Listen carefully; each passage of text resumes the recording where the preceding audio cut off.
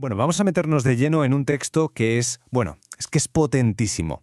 Hablamos de enseñar a transgredir, de la increíble pensadora Bell Hooks.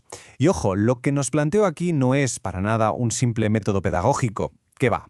Es toda una filosofía, una invitación a transformar la educación en eso que en el fondo siempre debió ser, una auténtica práctica de libertad. La obra de Hooks arranca con esta pregunta, que es una pregunta que nos toca a todas las personas que hemos pasado por un aula, da igual si como estudiantes o como docentes. ¿Es posible, de verdad, que ese espacio, que muchas veces asociamos con la rigidez, con la autoridad, se pueda convertir en un lugar de liberación, de crecimiento de verdad? Y aquí está la clave de todo. Para ver Hooks, esto no es una utopía, no es una fantasía inalcanzable, es una práctica, o sea, algo que se aprende, que se entrena. Ella insiste en que la tarea de quien educa va mucho, pero mucho más allá de soltar información.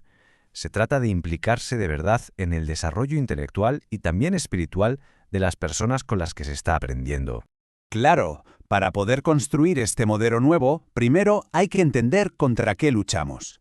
Y Hooks, que bebe directamente del gran pedagogo Paulo Freire, le pone nombre al enemigo, un sistema que Freire bautizó como la educación bancaria.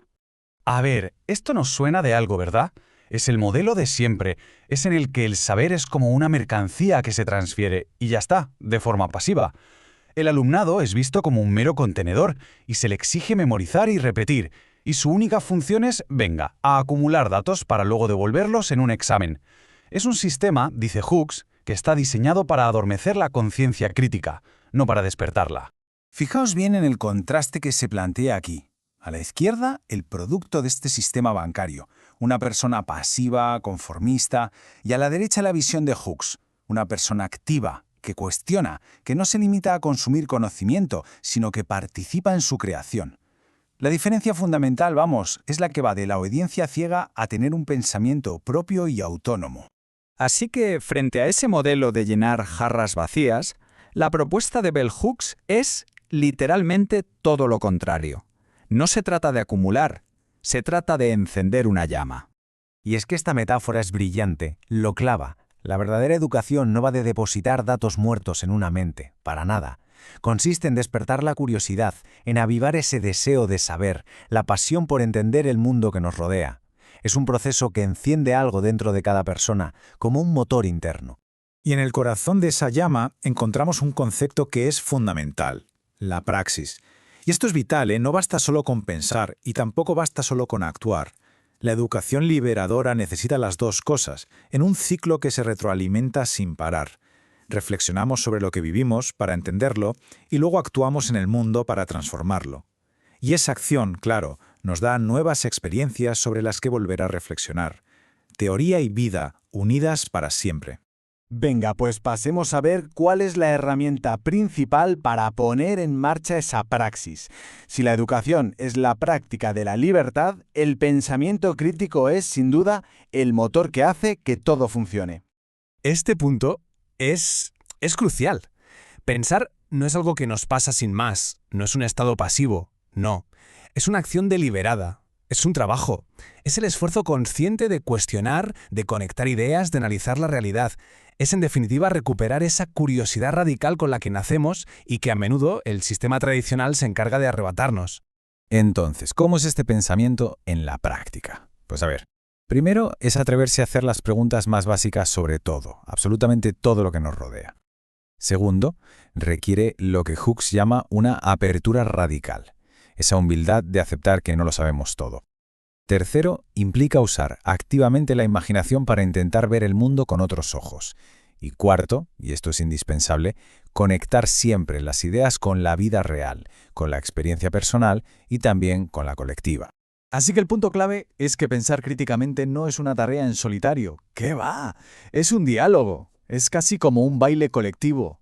No se trata de que una persona le enseñe a las demás a pensar. Se trata de que toda la comunidad del aula se comprometa a pensar en conjunto, a co-crear el aprendizaje en el proceso. Y claro, esto nos lleva a una pregunta inevitable. ¿Y cómo es el espacio donde puede florecer este tipo de educación?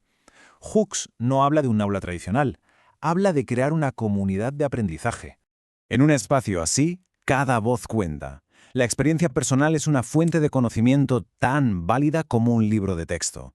Quien enseña se baja de su pedestal de autoridad para convertirse en un aprendiz más. Y algo muy importante, no se le tiene miedo al conflicto. Se entiende que la incomodidad es una señal de que estamos creciendo. Se aprende con todo el ser, con el cuerpo y las emociones, no solo con el intelecto. Y Hooks es muy honesta en esto. Este proceso duele.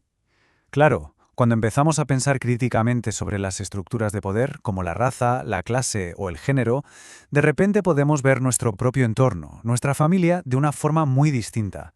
Y eso puede generar una sensación de pérdida o de soledad. Reconocer ese dolor es una parte fundamental del viaje. Con todo esto sobre la mesa, llegamos al objetivo final, a la palabra que da título al libro y que, en el fondo, lo resume todo. El fin último de la educación como práctica de la libertad es aprender a transgredir. Pero transgredir no es solo romper las reglas porque sí, es mucho más profundo. Es un acto consciente de identificar esas fronteras sociales, culturales, intelectuales, que nos han impuesto para limitarnos y trabajar activamente para cruzarlas. Es negarse a aceptar los confines que otros han dibujado para nosotros.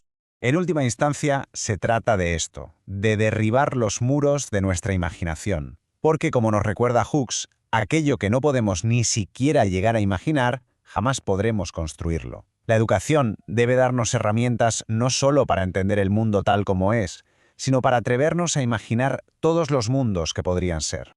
A pesar de todas las críticas, Bell Hooks nunca perdió la esperanza en el potencial del aula. Reconocía todos sus fallos, por supuesto, pero la seguía viendo como un escenario de posibilidades, un lugar donde contra todo pronóstico se puede trabajar por la libertad, donde podemos practicar la apertura de mente y de corazón para transgredir los límites en comunidad.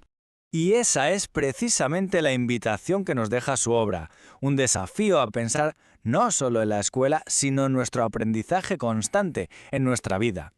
Nos deja con una pregunta que sigue resonando mucho después de cerrar el libro. ¿Cuáles son esos muros, esas fronteras invisibles que nos limitan a día de hoy y cómo podemos empezar ahora mismo a transgredirlas?